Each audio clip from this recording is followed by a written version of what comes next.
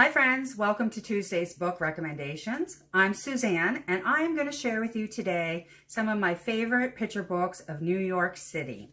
I love picture books. I think they make wonderful presents for people of all ages. And with that in mind, I've curated a list here that we start with a book that's good for little tiny children all the way up to the adult New York City lover in your life. So the first book I'm going to start off with is a wordless book, so obviously good for little tiny children. But I have to say my daughter is 7 and we love reading this book. It's a lot of fun. It's so adorable.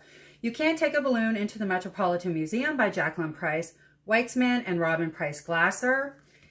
Now the illustrations in this book are in black and white with color dispersed for emphasis throughout. It's just so beautiful. I'm going to show you the first one because I just love their use of yellow and red against black and white in this book and some grays. So the premise of the book is a little girl and her grandmother go to the museum. She has a yellow balloon she's not allowed to take inside. They tie it out front and then a pigeon unties it. So then we see throughout the security guard chasing this balloon all over New York City, and he's hitting, of course, historical landmarks, and he's gaining people in his pursuit. Everybody's trying to help him out. And meanwhile, she's quietly in the museum with her grandmother. And it shows, see, look, people are gaining in the pursuit, or joining. Shows artwork throughout. And I love this because these are based on actual pieces of art. A little mini reproduction. And there's a list of those pieces in the back. So if you want to do further study with your child about that artwork, kind of like an art study, no problemo. So much fun. So this is the Opera House in Lincoln Center. And they join the pursuit. Anyway, you get the point. It's so beautiful. Love this book. Highly recommend. The second book I'm going to show you today is another picture book. Nellie Takes New York, A Little Girl Adventures in the Big Apple. And this is really good for children. I wouldn't advise giving this to an adult. I love reading it. It's a lot of fun reading it with my daughter. But I wouldn't want it as a present for me, but for her for sure. So this is by Allison Pataki and Mariah Myers, illustrated by Christy Valiant. And the idea of this book is this little girl, Nellie, and her dog, Bagel, go in search of the Big Apple. She's familiar with New York and Brooklyn, but she's never seen the Big Apple, so she goes searching for it. And of course, she hits all the major landmarks. I shouldn't say all, there's just too many to be in a book like this. But some of the really familiar landmarks. And most of these books I'm going to show you are hitting a lot of the familiar landmarks. Some have different ones and more or less than others.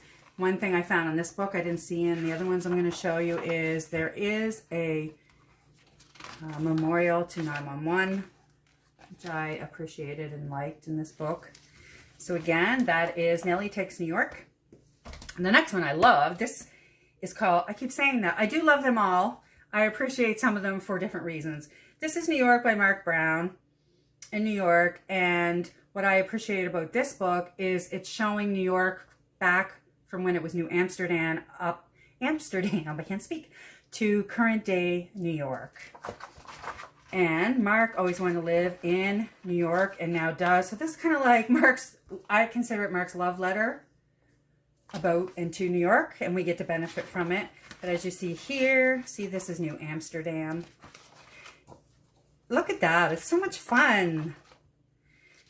Empire State Building, of course, subways. Yeah, there's just so much information in here as well. It's a great read. It's fun for you and your child. I love the books where there's pieces for you and your child to, oh, the Brooklyn Bridge. Yeah, you get the point. It's beautiful. So again, that's in New York by Mark Brown.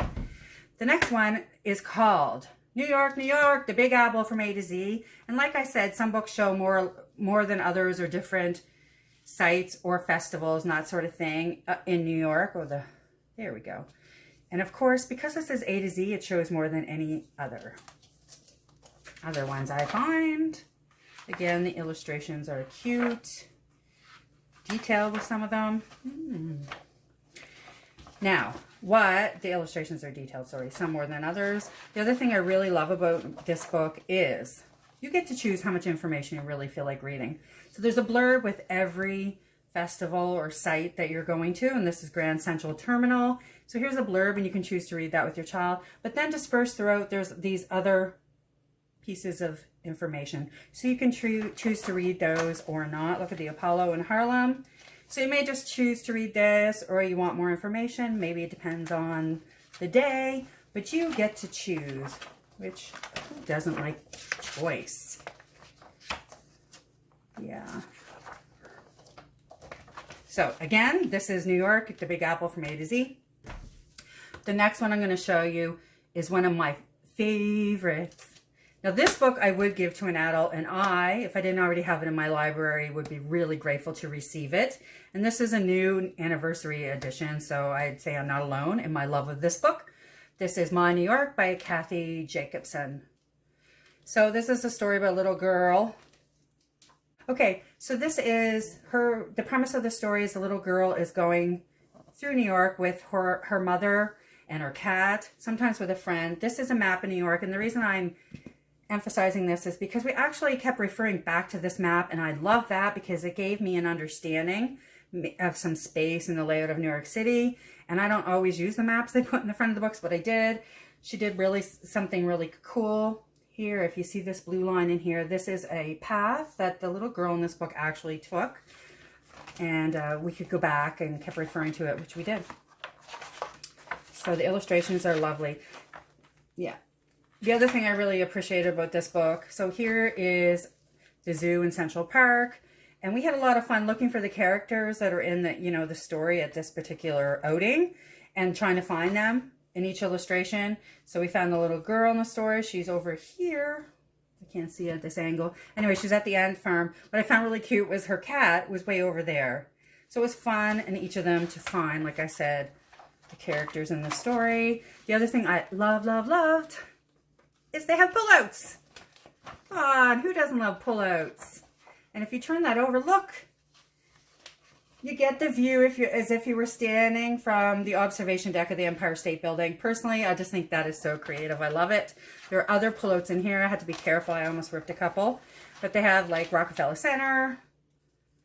I don't even remember. There was a few. Oh, there was a piece of the museum that pulled out. Macy's Day Parade. Oh, look.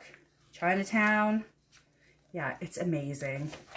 Again, this is called My New York by Kathy Jacobson. Highly recommend.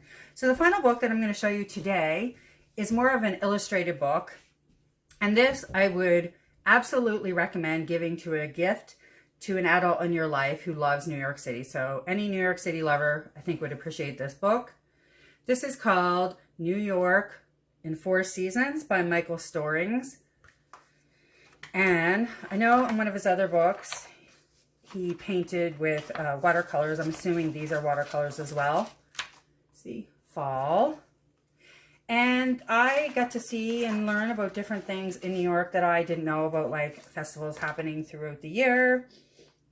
East Coast of San Gennaro. Yep, Chili Pepper Festival. Yeah, it had lots of information like this. And the other thing is they seem to be a lot of collage, not just a simple one-shot painting. There's a lot of collage pieces added throughout each one. I love that. Yeah, like the Village Halloween Parade. Who knew? I did not. And the descriptions, you learn a lot by the time you're done. This is not a read that you sit down and you're finished like other picture books in 15 minutes. Okay, so I'm going to try to give you, it's awkward this way, but I want you to really get an idea and a feel for how gorgeous the pictures are in this book. I don't think we need that banging noise. Maybe I'll just do this, quickly flip through.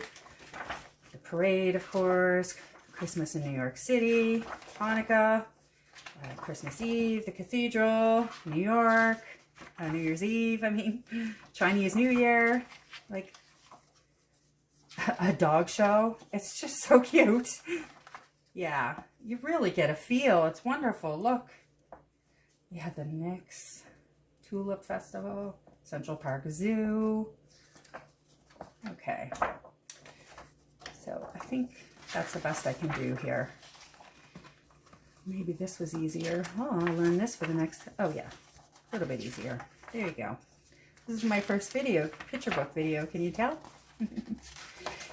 Anyway, yes, lovely, lovely, lovely. Yeah, how many pages is this? 78. Yeah, so wonderful for an illustrated book of this type. The other thing I want to point out is the size. I love the size of this book.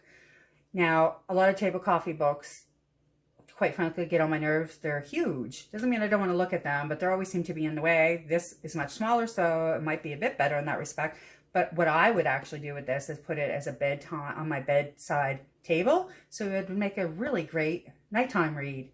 Again, this is New York Four Seasons in Four Seasons by Michael Storings. So if that's the last of the books I'm going to show you today, I'll be back next week with more book recommendations. But I just want to say, if you have a book that you love about New York City, please put it in the comments below. I'm sure others would love to see it, and I know I would love to see if it's going to, if it's something that we want to add to our personal library. Okay, see you next week. Have a great week. Thanks.